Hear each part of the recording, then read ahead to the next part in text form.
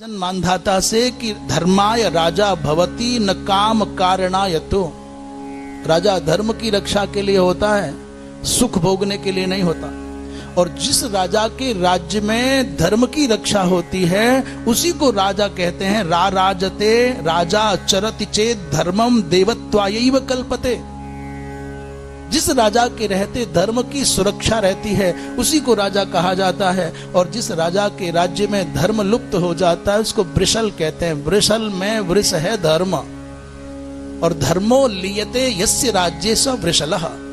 जिस राजा के राज्य में धर्म को क्षति पहुंचती है उसको वृषल कहा जाता है। एक प्रसंग में भले ही वामन भगवान ने 3 पग के बहाने से बलि का सारा साम्राज्य ले लिया हो, परंतु ये दिन क्यों देखना पड़ा, क्यों हुआ? बलि के पतन का एक गोपनीय कारण बता रहे हैं कि ब्राह्मणानाम सदा सूयात बाल्यात वैरोचनो बलि। इस बलि में बाल्यकाल से ही ब्राह्मणों के प्रति बड़ी निंदा की भावना थी। और उसका कारण था कि इंद्र ब्राह्मण का वेश बना करके आए और बलि के पिता विरोचन का मस्तिष्क मांग करके ले गए। छोटे से बालक ने अपनी माँ से पूछा था कि माँ पिताजी कहाँ हैं? तो माँ ने उसी पद्धति से बताया, भैया ब्राह्मण के भक्त थे, तुम्हारे पिता ब्राह्मणों के भक्त थे और उनकी प्रतिज्ञा थी मेरे द्वार पर का चाहे नकली अथवा असली कोई भी ब्राह्मण आए और याचना करे तो मैं खाली नहीं लौटाऊं। और तुम्हारे पिता बड़े शक्तिशाली थे, इंद्र नकली ब्राह्मण बन करके आए और जानते हुए भी तुम्हारे पिता ने अपने प्रण को पूर्ण करने के लिए प्राण दे दी। उन्होंने कहा कि इंद्र मैं जानता हूं तुम ब्राह्मण नहीं हो, पर आए तो ब्राह्मण के वेश में हो ना।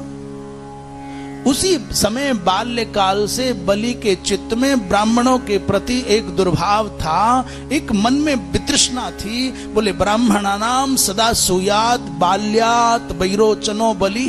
बाल्यकाल से अथास्मात् श्री ही अपाक्रामत और यास्मिन नासीत प्रतापिनी।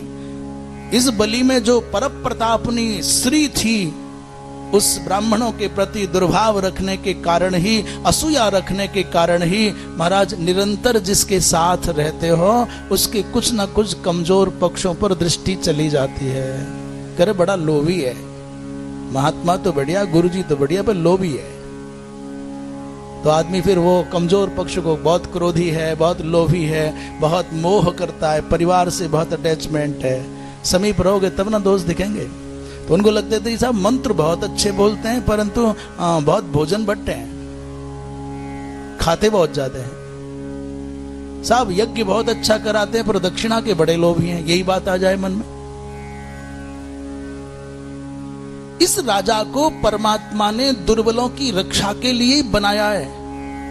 भैया कभी सावधान रहना। भीष्म कहते हैं धर्मराज 3 नेत्र ऐसे हैं, 3 दृष्टियां ऐसी हैं जिनका सामना धरती पर कोई नहीं कर सकता। नंबर 1 दुर्बल की आह, दुर्बल की आंखें। नंबर 2 तपस्या में लगे हुए किसी महापुरुष की कोप भरी दृष्टि, उसका भी सामना कोई नहीं कर सकता। और तीसरा प्रतिशोधी विषधर नाग की दृष्टि का भी सामना कोई नहीं कर सकता।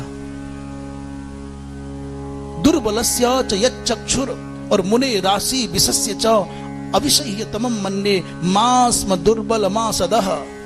इसलिए कभी दुर्बल को नहीं सताना और कभी तपस्या करने वाले साधक को खिन्न मत कर देना और कभी विषधर नाग से द्रोह मोल मत लेना, अन्यथा ये जला करके भस्म कर देते हैं। वृंदावन विहारी ला